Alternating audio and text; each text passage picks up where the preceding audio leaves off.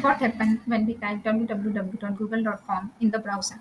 When we type www.google.com into our browser address bar and just press enter, the entire journey of how a website is requested is begun and displayed on the screen. The browser immediately detects that this is not a plain text search. Actually, this is a web address. Web address is also known as URL, that is Uniform Resource Locator. It tells the browser exactly what resources to fetch, from where to fetch, and how to access it. That means using the which protocol. Now, coming to the next slide, that is representing the structure of an URL.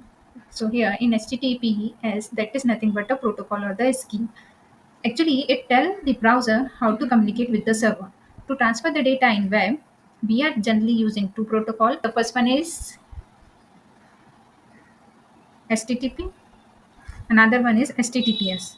In HTTP, that is Hypertext Transfer Protocol, that is used for unencrypted data transfer, and for HTTPS, that is the secure, used to transfer the data in an encrypted format using TLS, that is Transport Layer Security, which make it safe and private. Another one, where you see www, that is nothing but a subdomain. Apart from www, you have also seen that the blogger and mail. Actually, it act like a separate area of the category in a large website. Coming to the next, that is google.com. That is the domain name. And this .com representing the top level domain, and Google, that is representing the second level domain. Apart from .com, you have generally saw like .org and .in. And why do we need domain name? Because it is very hard to remember the IP address of the server. So that's why it is a human readable address of a website on the internet. The next part, that is the port. It is optional and used to identify specific services or the application out of multiple services running. So for the service like HTTP, the port number is 80 is running. For HTTPS, the port number 443 will run. And similarly for custom app like React, for the default port would be like 3000, and for the file transfer, the default port would be 21, and for the SSH we have 22. Next, you have seen like key 1 equals to value 1 and key 2 equals to value 2. That is nothing but a parameter. It contains data which sent to the server, and it is used for filter, search, or control content on the web page. Actually, it starts with the question mark. It has a key value pair, and the parameters are separated by ampersand. The last part, that is a fragment, it is used to navigate to a specific section within the page, and it comes after hash symbol, and it does not send any data to the server. It is actually handled by the browser only. Now, coming to the next step, human remember domain name like google.com, example.com, amazon.com, but computer talk in IP addresses like 142.250.182.132. DNS translates this domain name into the IP addresses. Now, I'll tell you what is DNS, that is domain name system, and the DNS lookup. Firstly, browser check if it is already know the IP address from cache for that particular website. Now, here the computer rule will start. Like if browser does not know, the operating system, that is computer, will check its DNS cache, that is in memory. Now, if operating system or the computer does not know, the router check its IP like geo. Now, coming to the next step, if the router does not know, it send the request to recursive DNS resolver. Here, the ISP, that is in an internet service provider, play a crucial role, and the purpose of recursive resolver is to ask multiple DNS servers. Now, what will happen at the next step, that's related to the root DNS? Recursive resolver ask the root DNS for direction. Like it will ask where is the .com. Now, coming to the next, that is TLD DNS. Here, the resolver asks the TLD DNS server where to find google.com. Now, the Google's DNS server provide the actual IP address like 142.250.195.100. Now, DNS resolver will send the IP address back to the router. That is, it will send the data back to the ISP resolver. Now, The router send the IP address to the browser and website get loaded on the web screen. At the last step, that's related to the caching, where all caches like browser, operating system, that is computer, ISP, resolver, store the IP for faster access in the near future. Next time, whenever we type google.com, it will load much faster because it caches everywhere. If you see here www.google.com, it will be like 142.250.182.132. So this is public address pointing to one of Google's data center that is nearer. And now browser can initiate actual network connection to the server to find the web server that hold the content, data or services which we want to access can be done with this IP address now. Now coming to the third step, that is related to the TCP connection.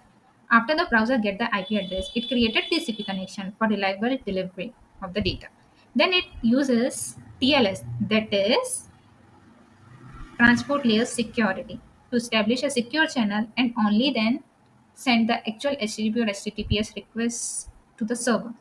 The TCP, that is nothing but a transmission control protocol that is used for the transport, and it provides a reliable connection. Whereas the TLS is a transport layer security that is used for security and applicable only for HTTPS only, and mainly for the encryption. Now, I'll tell you what is the TCP connection establishment. Now, browser initiated TCP connection to the IP address, usually on port 80 for HTTP and 443 for HTTPS. So here we will have three-ways handshake. Here from client we are sending to the server, that is synchronized. Now server will send back to the browser, that is synchronized plus acknowledgement. Now later the browser or the client will send to the server with ACK. Once the handshake is done, a reliable communication channel is established. A TCP ensures that all the data will be sent and received in order without corruption. After the TCP connection establishment, we will do TLS handshake to ensure encrypted communication between the server and browser and make sure no one can spy or steal our data like password, OTP, or PIN. That time we are using TLS. This is applicable for HTTPS secure only. Earlier we are using SSL, that is a secure socket layer, which is replaced by TLS now. Let's see what is encryption. It is the process of converting a readable data, that is the plain text, into an unreadable data. Generally we are calling as a ciphertext or ciphersuit, to protect it from unauthorized accesses. We need a key to decrypt back to the original form. Now let's see how many types of encryption we have. Generally, we are using symmetric encryption and asymmetric encryption. Coming to the feature wise, in symmetric encryption, we are using one shared key. In asymmetric encryption, we are using key pair with a public and private. Symmetric key encryption encrypted the data, but asymmetric encryption used for secure key exchange, digital signature, and authentication. Coming to the speed perspective, symmetric encryption will be the fast and asymmetric will be slow because it has public and private key. Coming to the efficient for large data set, we are recommending to use symmetric encryption, and for a small data set, we are recommended to use a asymmetric encryption. So example of symmetric encryption would be AES, and for asymmetric it is RSA. Another one that's related to the encryption, the third type is a hybrid encryption. It combines the security of asymmetric encryption with the speed of symmetric encryption. We use asymmetric encryption to share the symmetric key, then use symmetric encryption to encrypt the actual data. Now we will see how the TLS handshake flow will happen. Browser or the client will send to the server like client hello. Browser start the conversation and ask to connect securely using HTTP with encryption method called as a ciphersuit. The ciphersuit is a collection of I can say a set of algorithm for encryption, and a random number will also send for generating a key later. It is not yet encrypted yet, and it's like a open handshake right now for the server. Now, server will detect and server send back to the browser or the client. Server will reply or send the encryption method which was sent by the client, random number, and the digital certificate to prove it. Now, browser will validate whether that particular certificate is valid or not. Browser check the certificate, and it will check whether it is issued by the trusted certificate authority, that is CA. CA issues a certificate to prove a website's identity, whether a domain name is correct or not, and is it still valid or not, whether it is expired or not. So the certificate contains the five different things. The first one is the server's public key, issuer name, that is CA, then domain name, expiration info, and digital signature. Now, what will happen? Session key agreement or the key exchange process will done. Browser generate a pre-master key, and this pre-master key is nothing but a random string would be create and encrypt using the server's public key from certificate, and it will send back to the server. Public key is generally used to encrypt the data, and private key used to decrypt the data.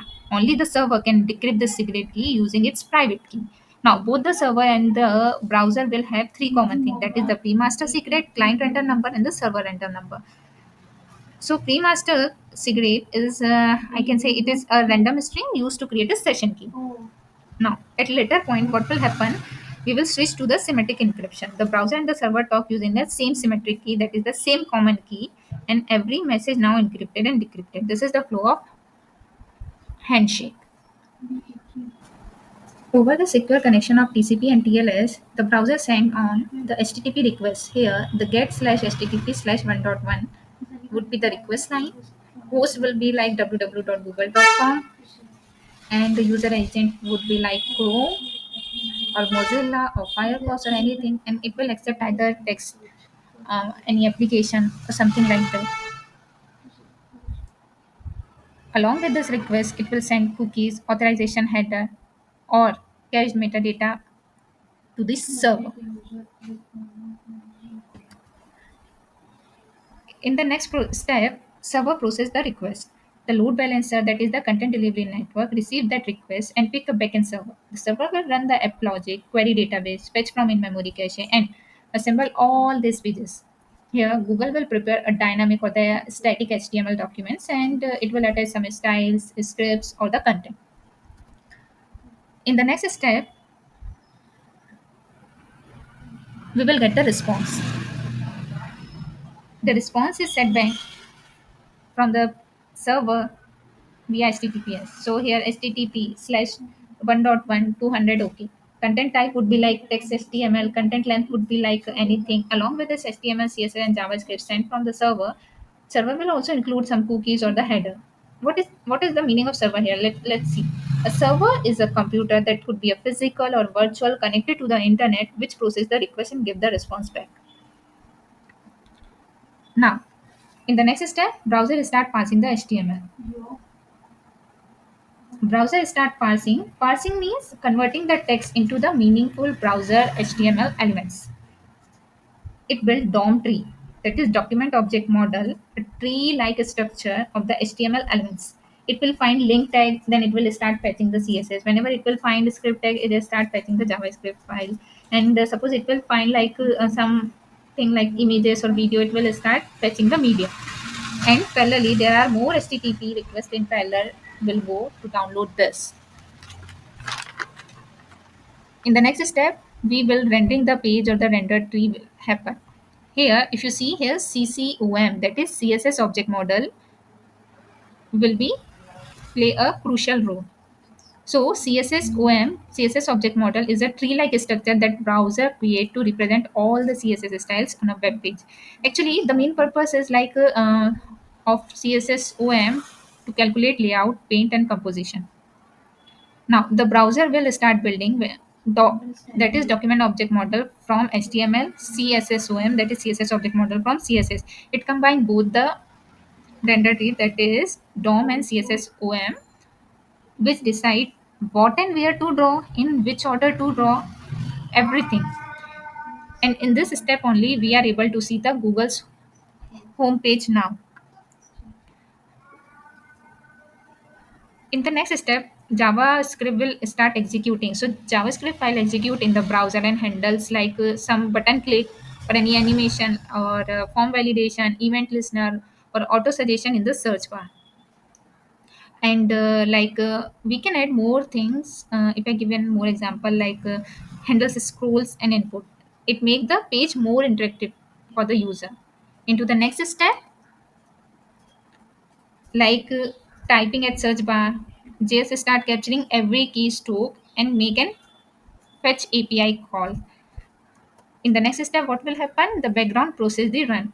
Other things also happening like ads loading from the ad server, preloading resources for faster navigation, and service worker caching files for offline usages.